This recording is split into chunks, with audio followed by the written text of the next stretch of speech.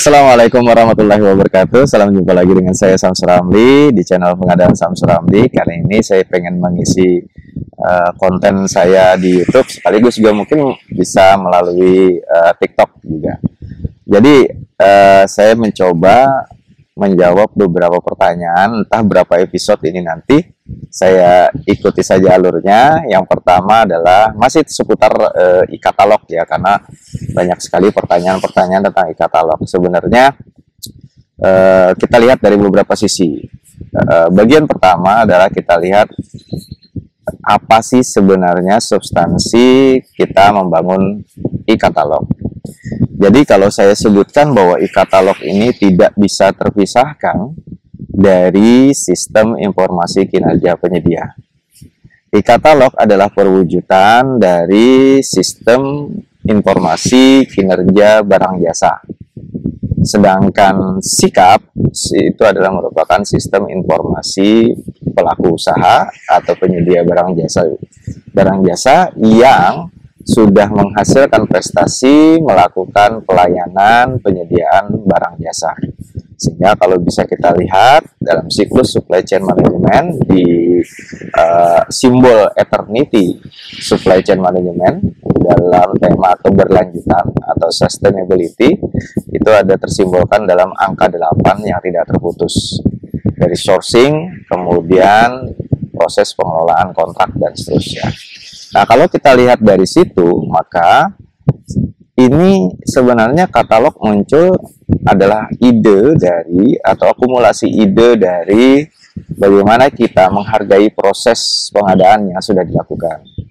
Harus disadari bahwa sejak dulu, kalau kita mau berbicara dulu, itu berarti kita berbicara setidaknya sejak tahun 2000, ketika mazhab pengadaan barang jasa itu mulai dimunculkan, kemudian diikuti dengan perubahan regulasi di keuangan dengan terbitnya Undang-Undang 17 tahun 2003. Jadi dulu itu sejak dulu kita berkutat pada proses pengadaan barang jasa yang terputus, tidak sustain. Nah, karena tidak sustain seperti itu, kemudian apa yang kita dapatkan itu tidak maksimal atau tidak optimal. Kenapa? Karena proses pemilihan atau proses pengadaan barang jasa kita itu bertumpu hanya pada satu titik-titik tertentu. Contoh, yang sebelum adanya katalog, kita tidak pernah kemudian membuat satu database barang jasa yang sudah pernah kita adakan, yang bisa saja merupakan kebutuhan rutin yang bisa di-repeat order. Karena apa? Kita selalu melakukan proses pemilihan dari awal untuk barang jasa yang sudah pernah kita konsumsi, yang sudah pernah kita pakai, yang sudah pernah kita gunakan. Akhirnya, proses pengadaan barang jasa itu menjadi proses lateral yang seolah-olah terputus. Nah, jadi kalau misalkan kita tahun depan kita proses pembutuhan barang jasa, kita lakukan tender, kita lakukan lelang, dulu namanya lelang. Kemudian setelah lelang, penyedianya dapat, penyedia bekerja, kemudian serah terima barang jasa. Setelah barang jasa diterima, kemudian penyedianya udah kita buang saja, tidak kita apa-apain. Kemudian mereka disuruh lagi berjuang dari awal lagi untuk mengikuti tender dan seterusnya. Apa yang terjadi kemudian adalah tidak dihargainya prestasi dan kinerja pelaku usaha dalam menyediakan barang jasa. Kemudian barang jasanya setelah dipakai, disposalnya juga tidak dicatat. Ini menyebabkan pengadaan barang jasa kita cenderung banyak menimbulkan efek-efek negatif yang tidak efisien dan tidak efektif.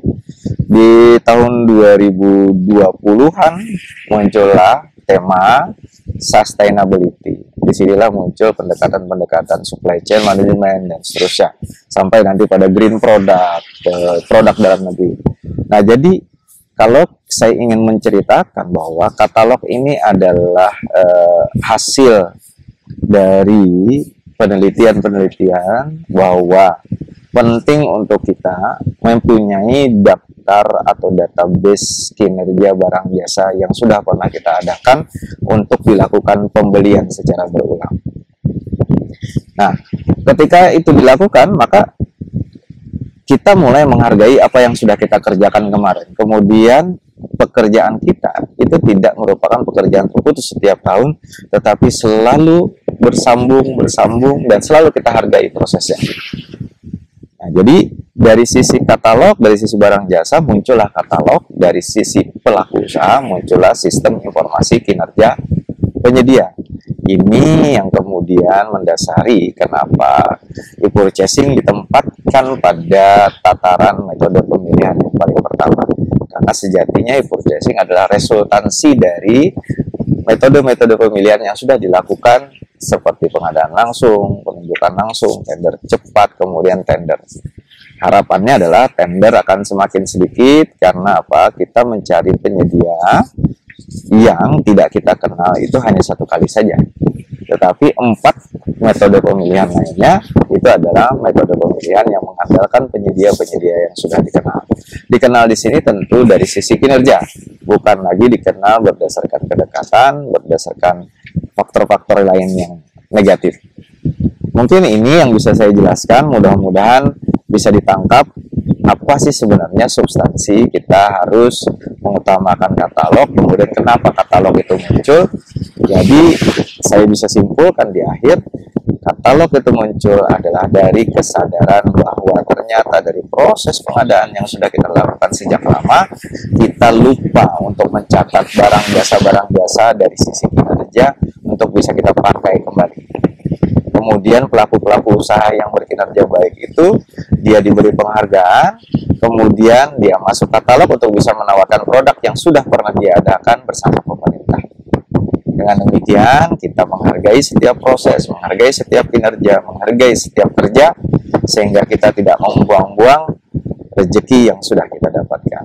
Mudah-mudahan substansi ini bisa kita pahami bersama dan kita sepakati bersama, sehingga pengadaan barang jasa kita bisa maju lagi ke depan untuk menghasilkan tata cara atau sistem yang jauh lebih baik lagi.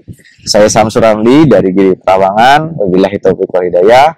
Assalamualaikum warahmatullahi wabarakatuh. Salam pengadaan.